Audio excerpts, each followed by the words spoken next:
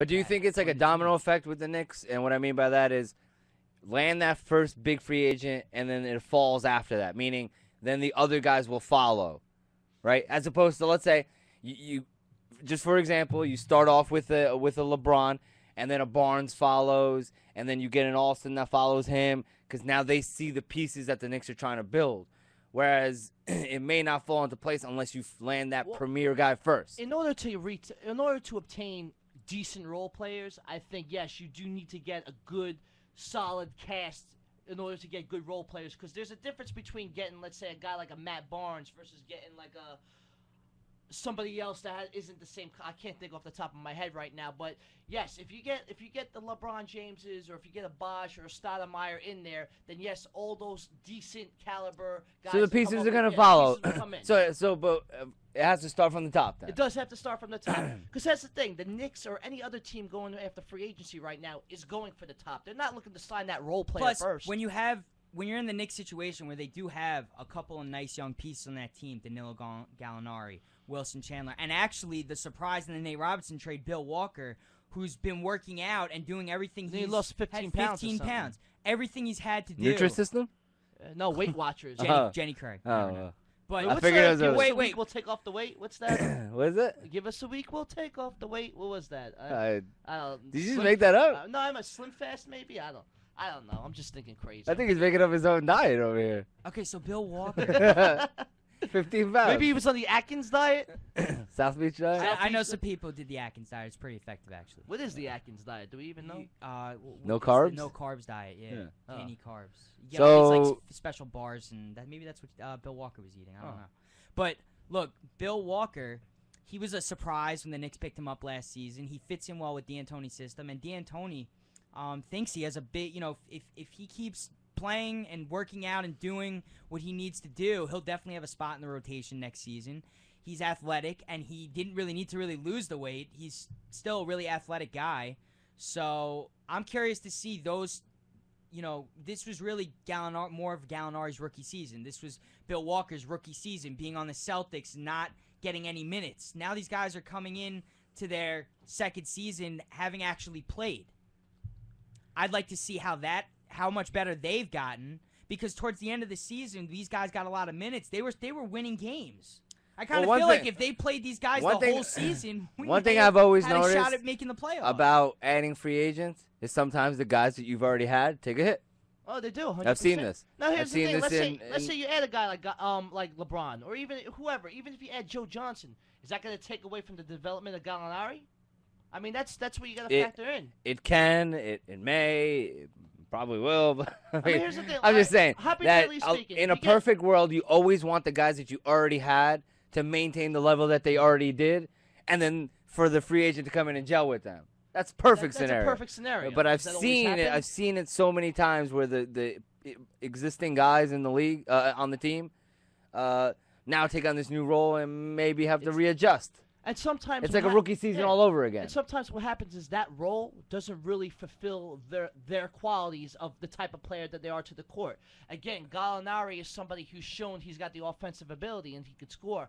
Hypothetically, if the Knicks do sign LeBron James, essentially they play the same position. So obviously, Gallinari would either be coming off to the bench because you can't put him as a power forward. And speaking of, again, LeBron James, Stephen A. Smith was in an interview on ESPN Radio, called in over the phone, and he said that his sources say LeBron camp is finding out a lot of information about Donnie Walsh and Mike D'Antoni. He's leaning, the talk is he's leaning towards the Knicks than staying in Cleveland.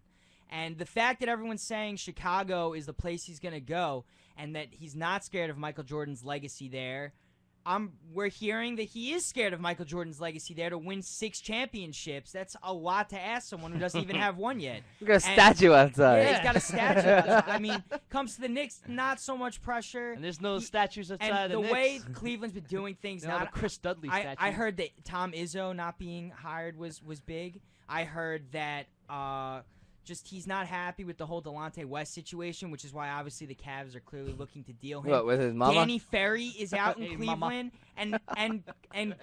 Hey, Cleveland, and Cleveland is looking to pick up draft picks already for trade. So they're almost in like rebuilding mode again, all over again. Stephen A. Smith says, this is not my opinion. This is what the hell I know. And I'm telling you guys. But quite frankly, LeBron James is leaning towards more going to New York now than he was, a month ago. And he's more leaning towards going to New York over Cleveland currently. And his guys are doing research, like I said, on Mike D'Antoni and Donnie Walsh to make sure these guys can be trusted. And that LeBron's team, people, mob, gang, whatever you want to call them, can trust posse? them. You forgot posse. Whatever Crew? you want to call them, crew can trust Compadres? these guys. So that's a LeBron talk.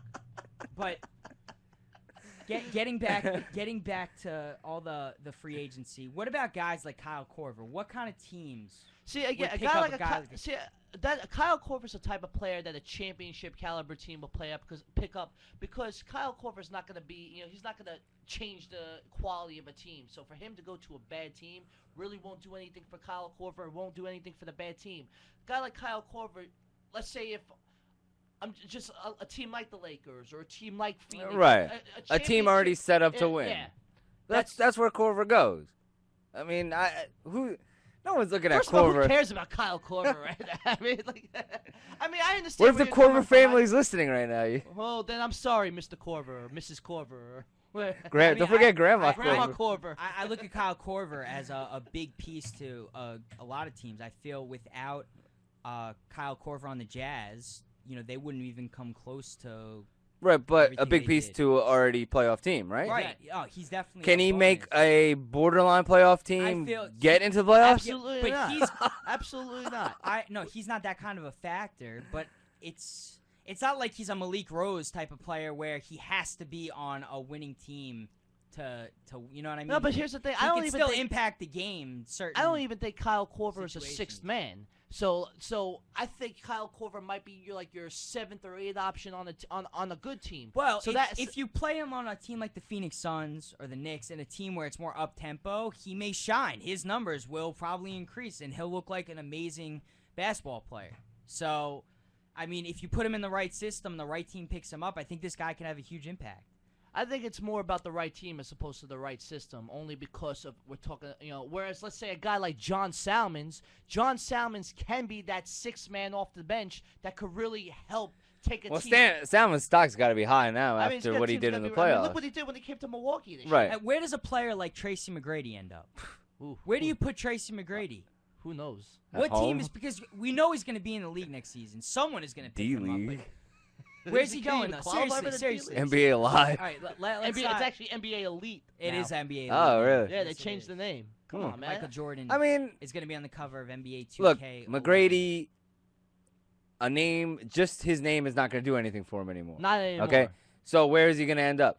No one's going to want to build a team around him, but, I mean, if he went to a team that potentially could use maybe a little bit of draw, I mean, not even that. Again, I think McGrady right now at this point of his career should play for a championship caliber team, and he'll be a guy to come off the bench. If you can retain him for cheap or sign him for cheap, then yeah, I think teams will be willing to take him on. But I don't think he's at that level where he could lead a team to the playoffs. He needs to be, kind of like take a reduced role, kind of like essentially what Rasheed Wallace did with Boston this year. Obviously, they're different types of players, but reduce his game a little bit to come off the bench and see if he can help that way. And if he turns out to be in shape, then it's a win-win. I look at Tracy McGrady as one of those guys that he feels he could still do something in this league if he's healthy, completely healthy. And there were some sparks on the Knicks where, like his first game, whether it was adrenaline, not adrenaline, he was getting all the calls like he used to. I mean, he looked like his old self.